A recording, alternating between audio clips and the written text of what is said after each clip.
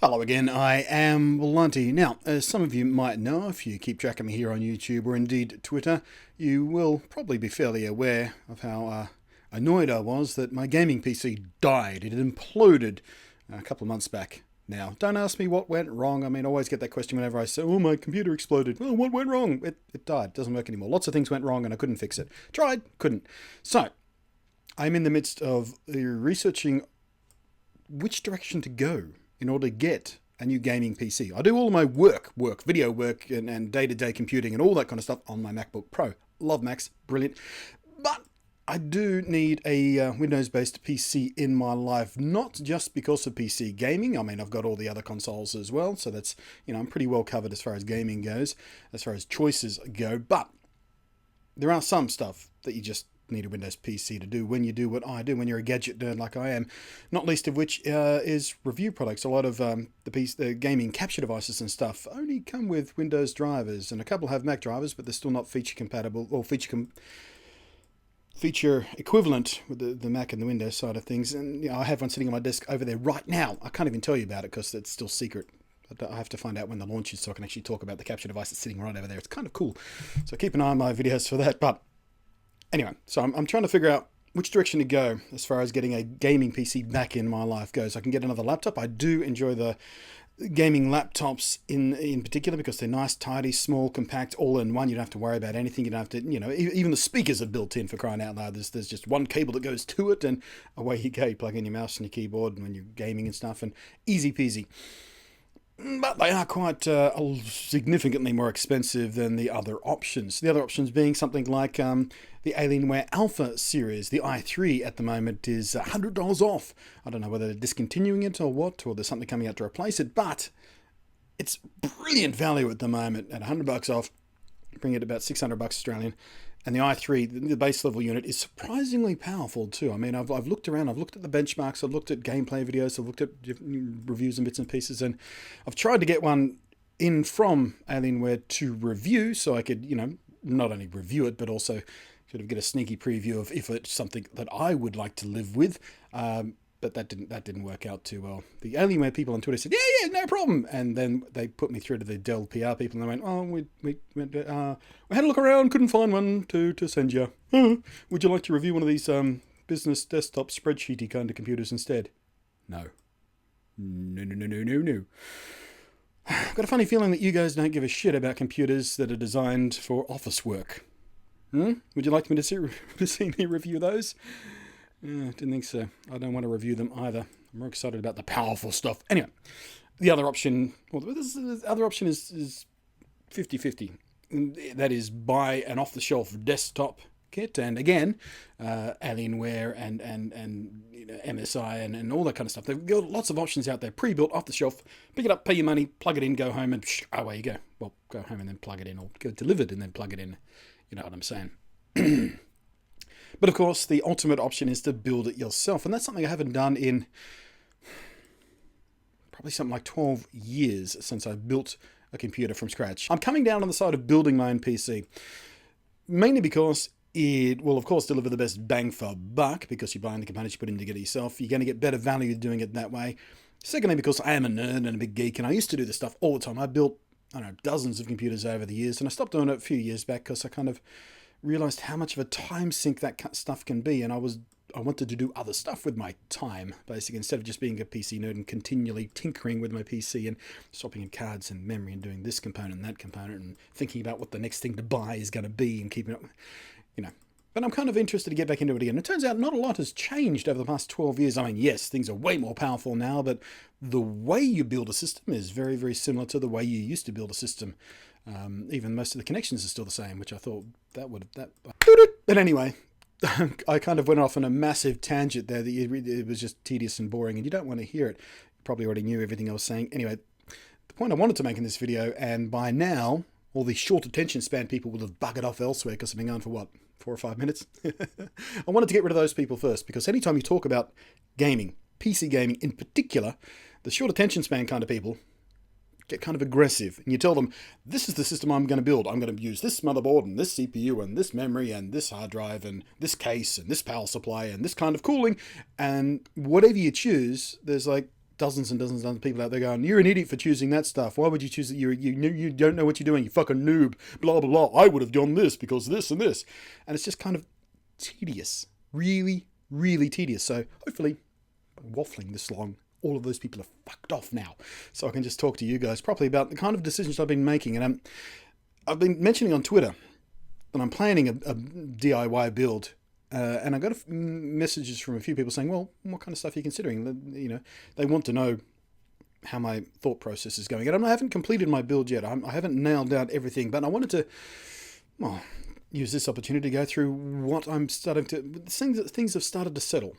Basically, I wanted to guide you through my thought process to get some feedback from you guys who are actively building systems right now. Maybe you can refresh my memory on something important I've forgotten, or tell me about something new that I wouldn't have known about 12 years ago that, you know, something's changed. Anyway, I've done a lot of research. I spent all of yesterday fiddling around on the net, watching reviews, reading reviews, doing comparisons using PC Part Picker and there are a couple of different sites, one that compared CPUs against each other, and one for GPUs, the same kind of people. You just match them up and it's feature for feature list and, you know, all that kind of stuff. It's really cool.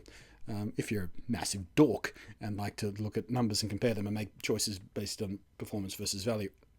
Budget-wise, 1,000, 1,500-ish. I want something pretty beastly, but I'm not going to go way over the top because, like I said, I've got a lot of other options as far as my computing options and gaming options and all that sort of stuff. So I don't need the best of the best of the best. So what I need is something grunty that's going to last at least a few years. And being a desktop build, it's going to give me the opportunity to perhaps open up my review systems for, you know, reviewing stuff that goes inside those desktop cases, because I've reviewed gaming laptops. That's nice and easy, but a lot of the time people come to companies come to me and say, "Oh, we've got this brand new graphics card, would you like to review?" And I went, "Well, I've got nothing to plug it into, so yes, but no, I can't, sorry." So yeah, that's an opportunity. I'm thinking micro ATX build, because I don't want a huge hulking tower, but I want, you know, full functionality. Basically, I want, you know, I'm looking at cases that are around sort of 12 to 15 litre type stuff. Those sort of square cases. Thermaltake do a couple of really nice cases that are completely interchangeable. You know, all the panels are square, so you can put the top panel on the side and the side panel on the top, and you can swing it around, and you can put the window wherever you want and the vents wherever you want. It's really, really clever stuff, and I like that. Lian Li have some sexy mother effing cases. They were around back when I was doing stuff, and they did sexy MRFing cases back then too, and they're pricey, but, you know, they're really pretty. I mean, actually, I saw the big version of this. I took a photo on my phone. I should show you that instead. This morning I went out and about looking for them. Really, really pretty case. Not sure what the compromises are versus value and cooling and everything, but, you know, really pretty. And I kind of do want it to be pretty because I'm going to have it on display probably, and I'm a visual kind of guy. I might put it on the shelf back here so it's sitting in the background, humming away, glowing away, pulsing away with lights and stuff when I'm doing videos. But the nitty-gritty stuff, I'm going to have to refer to my list here so I get it right. The CPU, looking at Intel Core i5 4590. Not the best, not the worst. It's somewhere sort of in the top end of the middle ground, and I could go $30 more for the 4690, for those of you who know your CPU stuff. I'm not sure it's worth it. I mean, it's only $30, yes, but the performance is much of a muchness, especially when it comes to games. CPU's not the bottleneck anymore, so why not save that $30 and, you know, it's only $30, but it's $30 can be invested elsewhere in the build. So, the 4590 feels like the right way to go. Has well refresh generation, so it's, you know, it's, I know there's something just around the corner, but, you know, there's always something just around the corner, so it's either buy now or wait. I'm going to wait a little while though, because AMD are just about to announce their brand new video cards within the next week or two. That's expected to happen, so I do want to see what they've got. But when it comes to graphics cards, actually no, I'll do the motherboard first because it's just the CPU. Motherboard comes next. I'm looking at the MSI Z97M gaming laptop, motherboard, not laptop. Which is a really, really nice motherboard.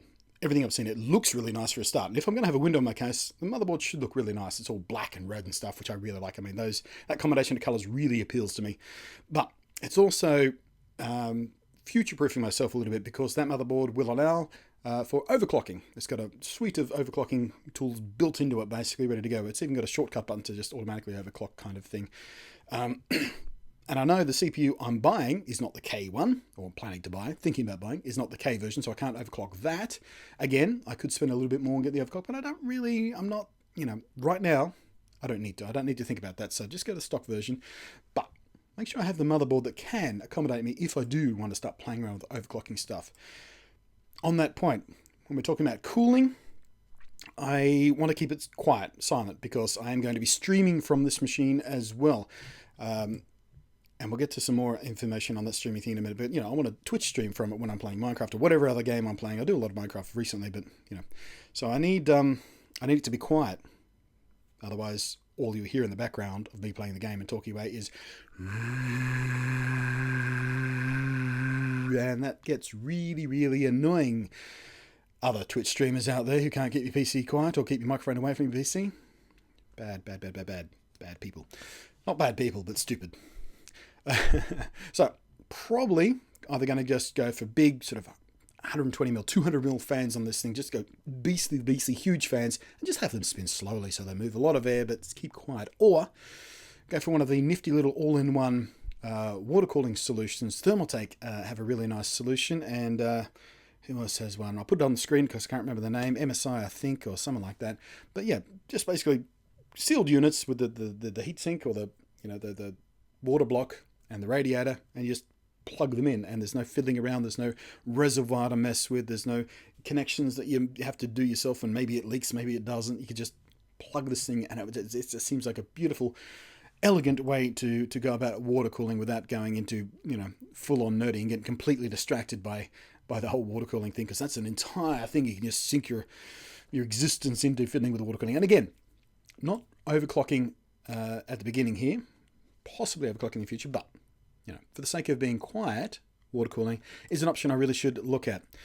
The RAM, g.Skill Ripjaws is basically the option out there. Every time I turn around, I see someone recommending these things. No one out there has anything bad to say about them. I can't find anybody reliably who can tell me, well, these things fail 20% of the time. They're rubbish. Every time I turn around, I see someone mentioning the g.Skill Ripjaw RAM. All I can say is it's totally reliable. I've never had a dead stick. So, what else can you do? Plus, the Ripjaws have a lovely red heat spreader on them as well, which will go really nicely with the motherboard. If we're coming back to aesthetics again, probably going to go for 16 gig. I don't know, that's way overkill for a gaming rig. You need, quote unquote, need 4. 4 will get you gaming.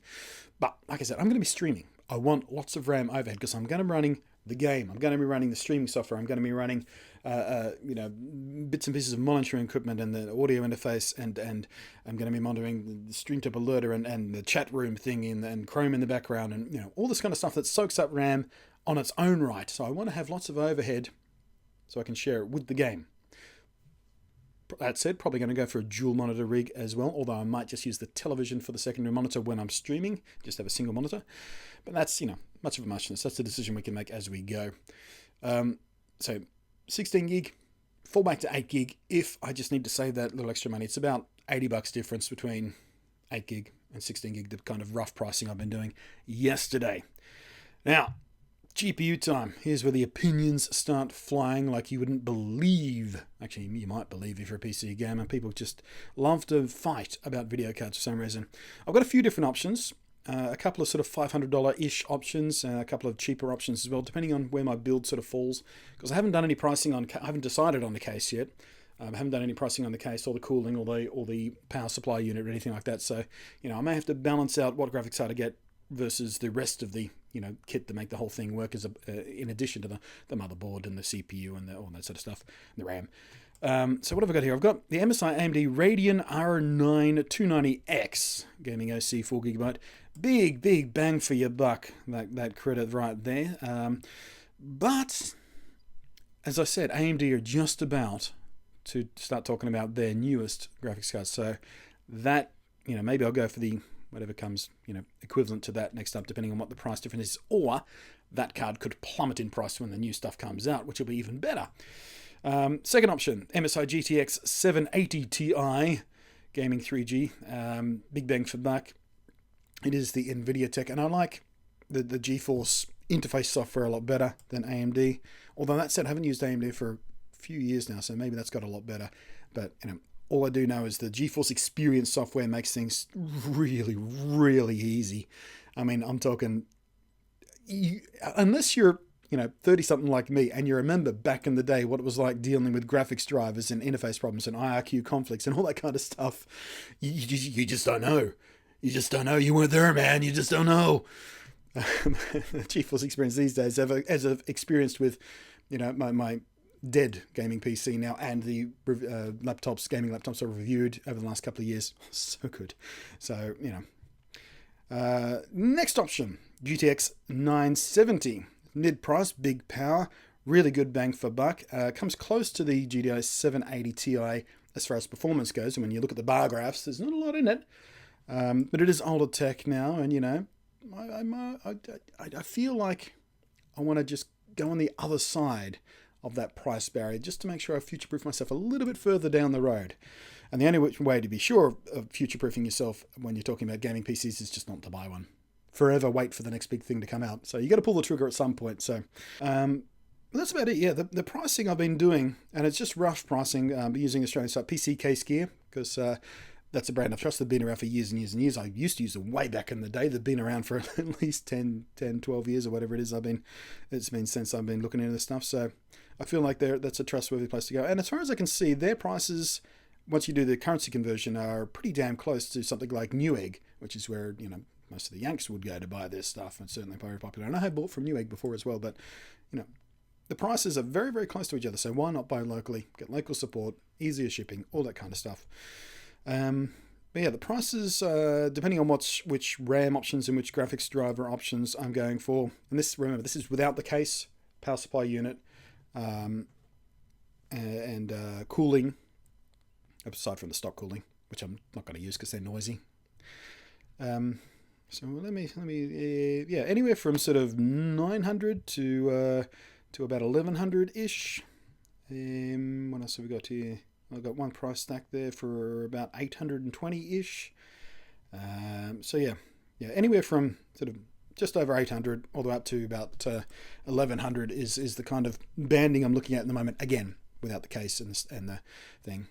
Hard drive, I've got a spare 2.5 hard drive sitting around that I bought while trying to rescue and revive the old gaming laptop. Didn't work, but yeah, it's just a little 500 gig, 5200 RPM, which will get me out of trouble, get me off the ground straight away if I can't afford to add, a nice SSD or a larger, Western Digital Black or something to it. Monitor, we'll pull the trigger on that when we need to. I can use the big television right now because it's going to be sitting here in the living room because I live in a small apartment, so there's no great need to dash out and buy a monitor straight away.